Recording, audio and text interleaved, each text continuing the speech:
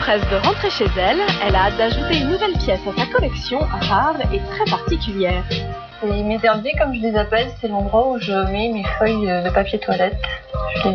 Là où je les collectionne. En fait, j'aime bien regarder les différents motifs qu'il y a sur le papier toilette. Partant de là, je me suis dit, pourquoi pas les collectionner. Et oui, depuis 7 ans, Sylvie collectionne le papier toilette.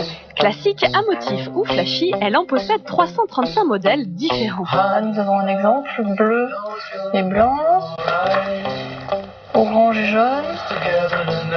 Bon, là c'est en papier recyclé, celui-là il vient de Roumanie d'ailleurs. Dès que je vais chez quelqu'un, je regarde, si c'était un papier que je n'avais pas, je le prenais. J'en ai parlé autour de moi, mes amis étaient au courant et quand ils allaient à un restaurant ou s'ils partaient en voyage, ils m'en ramenaient.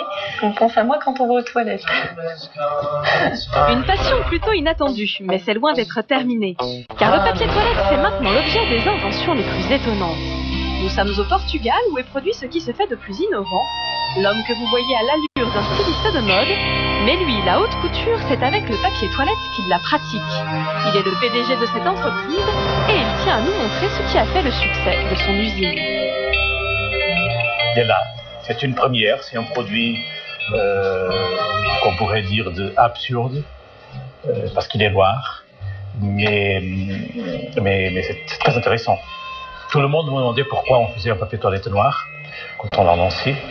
Et comme on me posait trop de fois cette question, je répondais toujours pourquoi pas, why not. Après, on est sorti avec d'autres couleurs, le rouge, des produits différents avec des couleurs fortes, ce qui permettent d'avoir une certaine décoration dans les toilettes. À l'étage du marketing et des recherches, on teste la douceur, on étudie la texture et les nouvelles couleurs tendances.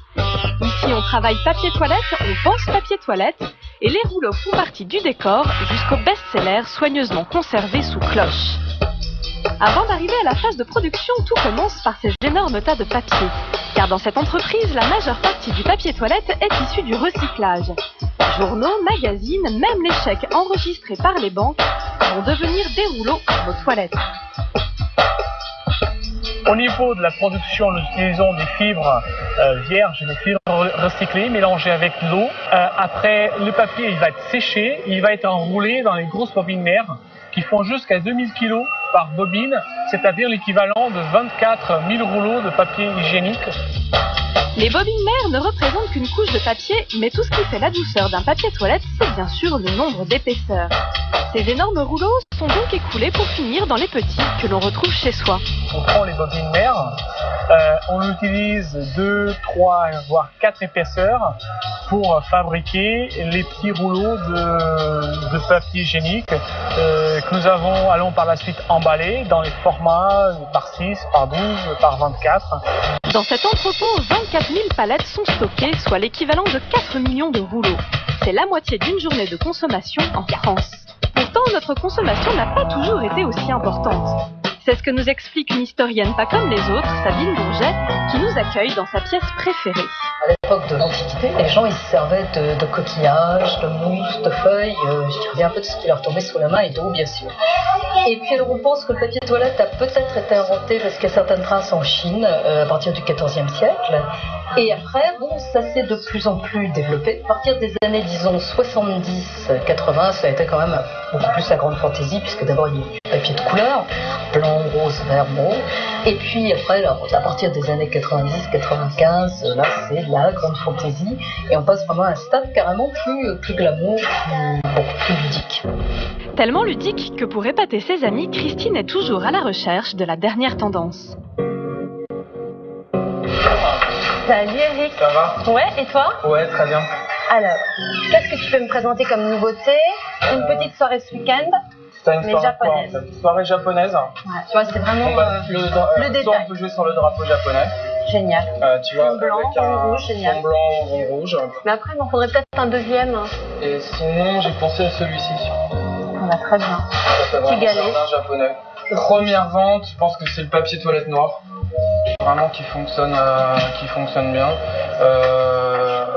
Le sudoku fonctionne super bien. Ensuite, on doit avoir celui-ci en version vraiment déco. Et puis celui-là, autour des fêtes, tout ça marche très très bien.